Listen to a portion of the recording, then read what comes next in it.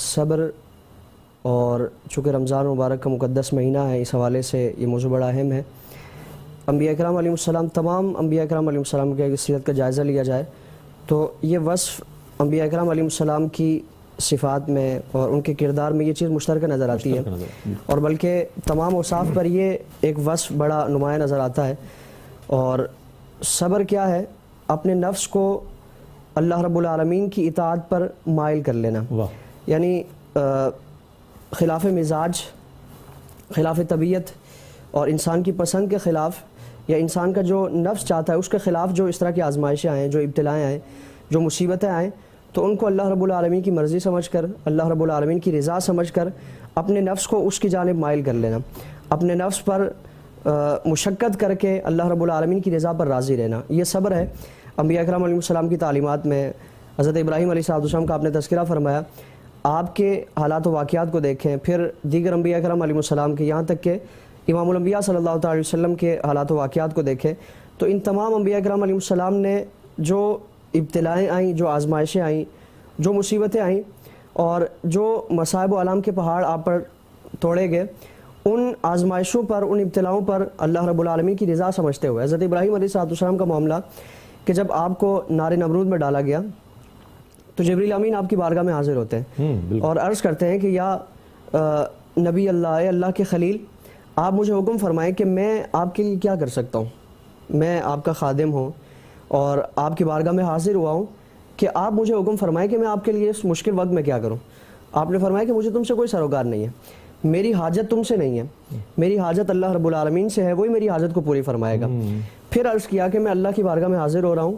اور حاضری کے لیے جا رہا ہوں، تو آپ اگر کوئی عرض کرنا چاہیں، اللہ رب العالمین کی بارگاہ میں کوئی معروضات پیش کرنا چاہے تو مجھے ارشاد فرما دیں کہ میں آپ کی طرف سے وہ معاملہ اللہ کی بارگاہ میں پیش کر دوں۔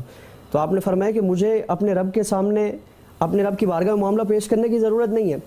کیونکہ میرا رب میری اس کیفیت کو جانتا ہے، اور اگر میرا رب میری اس کیفیت پر راضی ہے تو میں اپنی رب کی رضا پر راضی ہوں۔ اگر میرا رب اسی کیفیت میں مجھے مبتلا دیکھنا چاہتا ہے تو پھر میں زبان پہ حرف شکایت نہ لاؤں گا۔ یہ حضرت ابراہیم علیہ السلام کا صبر، اور پھر انبیاء اکرام علیہ السلام کے حضرت ایوب کا صبر دیکھ لیں،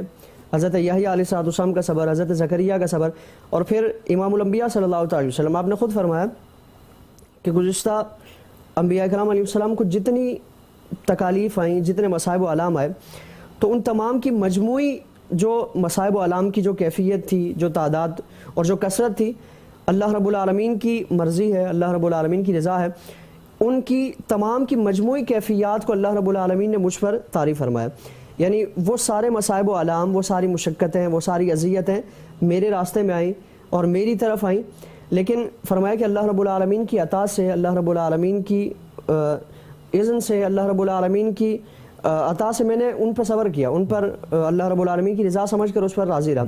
اور پھر اس وصف کو آپ علیہ السلام کی ایک بڑی مشہور حدیث ہے، آپ نے فرمایا کہ صبر اور یقین یہ دو چیزیں ہیں کہ جو تم میں سے بہت سے کم لوگوں کو عطا فرمائی گئی، اور ان کی خوبی اور ان کا کمال کیا ہے، آپ علیہ السلام نے اس کو بیان فرمایا کہ مجھے تم سے اعمال کی کمی کے متعلق جب قیامت کا دن ہوگا، روز قیامت، تو اس وقت کوئی شکوہ نہ ہوگا۔ یعنی اگر تم میں سے کوئی شخص بقدر کفایت کوئی اعمال لے کر آتا ہے تو مجھے اس سے کوئی شکایت نہیں ہوگی کہ تو نے اتنے عمل کیوں کیے، کم کیوں کیے، لیکن فرمایا کہ اگر وہ صبر کرتا ہے، اللہ رب العالمین کی رضا پر راضی رہتا ہے، تو پھر یہ اس کا وصف ایسا ہے کہ وہ تمام جو اس کی کیفیات ہیں، جو اعمال ہیں، وہ تمام اعمال پر یہ باری رہے گا، یعنی اللہ کی رضا پر۔ اور پھر قرآن کریم میں اس کو اپنے محبوبین کے لیے اللہ رب العالمین نے ایک سلسلہ جو رکھا ہے، اور قرآن کریم میں جا بجا اس کا تذکرہ فرمایا گیا کہ وَلَنَبْلُوَنَّكُمْ بِشَيْءٍ مِّنَ الْخَوْفِ وَالْجُوعِ وَنَقْصٍ مِّنَ الْأَمْوَالِ وَالْأَنفُسِ وَالثَّمَرَاتِ۔ روزے میں بھی یہ کیفیات ہمیں نظر آتی ہیں۔ فرمایا کہ ہم تمہیں